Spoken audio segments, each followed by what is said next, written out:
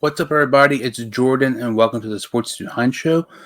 Today is August 15th, 2021. This video, I'm going to be continuing my series doing some record predictions for each NFL team. This video is of the Houston Texans. You can make a case that the Houston Texans are the biggest mess right now in the NFL. They have one of the worst rosters in the league. They're bringing in a new head coach. The whole Deshaun Watson situation is a complete mess. This is going to be a very, very, very long year for the Texans. They lost J.J. Watt in free agency to the Arizona Cardinals. They brought in a couple of veteran quarterbacks and a couple of veteran running backs as well. Tyrod Taylor, I guess, is expected to be their starter right now because, Deshaun Watson, there's pretty much a 0% chance he ever takes a snap with the Texans again. And the Texans were a 4-win team last year with Watson, who's a top 10 quarterback in the NFL. So, in my opinion, they're not going to have many wins at all this season. So, let's go ahead and get started here. Not going to be hardly any wins, maybe not at all for the Texans this season. Week 1, they play against the Jacksonville Jaguars at home. Looking at their schedule, the Texans definitely, in my opinion, have one of the hardest schedules of any team. I feel like if the Texans have a couple wins, it's probably going to be against the Jaguars, especially with this being Trevor Lawrence's first pro start in the regular season in his career. And if you look at the stats, number one overall picks have not won a regular season game in, I believe, over a decade. So, that's something that I guess it goes for the Texans playing against Trevor Lawrence and Jacksonville. But I still see them losing this game. I think Jacksonville will win against here in Houston, and Houston falls to 0-1. Week 2, they play the Browns in Cleveland. Not really much of an explanation here. The Browns are one of the best teams in the league. The Texans are one of the worst teams in the league. Going to be a long day for Houston. Week 3, they actually host the Carolina Panthers. I'm really, really high on the Panthers. They have a far and away better roster than the Texans do. I think this is a loss here for Houston. Week 4, they go to Buffalo to take on the Bills. Bills are one of the better teams in the league. The Texans are just absolutely horrible. They do not even are even the same level as the roster like the Buffalo Bills do. They dropped to 0-4 already. And I know I'm not really explaining some of these losses much, but honestly, I didn't really feel like I have to. But the Texans, in my opinion, you could honestly make a case they have the worst roster. And I would say, in my opinion, they're going to have the worst record in the whole NFL this season. So as we continue here, Week 5, they host the Patriots. Belichick, and whether it's Matt Jones or Cam Newton, whoever it is, will be scoring lots of points against Houston here. Texans drop to 0-5. Week 6, they go to Indianapolis to take on the Colts. The Colts, in my opinion, are one of the most underrated teams heading into this year.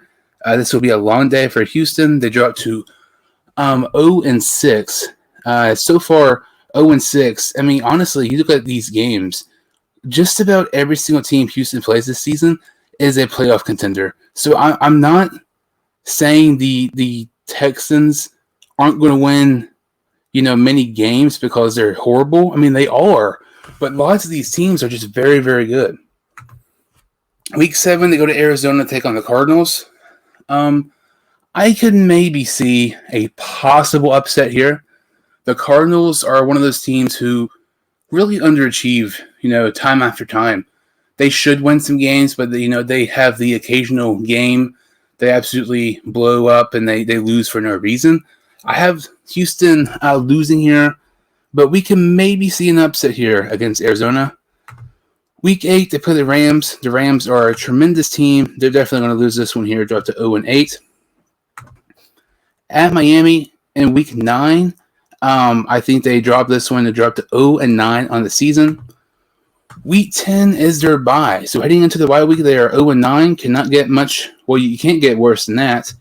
And as we continue here, I mean, looking at the schedule, this does not help them at all. I mean, for the majority, every single one of these teams, like I mentioned, are playoff contenders. Week 11 at Tennessee. I think Tennessee is not going to be quite as good as what people expect. I honestly do not see the Titans winning the AFC South, but I still think they're a playoff contender. The Texans drop this one here to go to 0-10. Week 12, they host the Jets. I can maybe see an upset win here, but I still have them losing because the Jets have a young, nice, talented team with Zach Wilson, and, Michael Carter, the running back from North Carolina, Denzel Mims, lots of other guys. Some of those guys don't have that much of experience, but I'm still going to take some of those younger experienced guys than a guy like over, Tyrod Taylor or Mark Ingram and, some of those players. So I see the Texans losing this game here to drop to 0-11. Week 13, they play the Colts again. I do not see them even being close to competing with Indianapolis here. In Week 13, they drop to 0-12.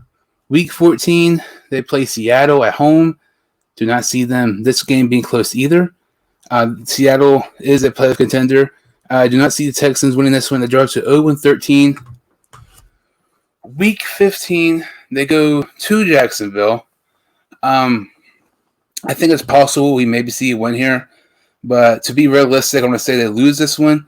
Because I feel like towards the end of the season, Jacksonville will maybe get it going, with their young, talented roster with ETN and Robinson and Lawrence and so many other guys. They're going to have more experience with each other. Their chemistry is going to get better. And maybe they'll try to start to find the groove towards the end of the season.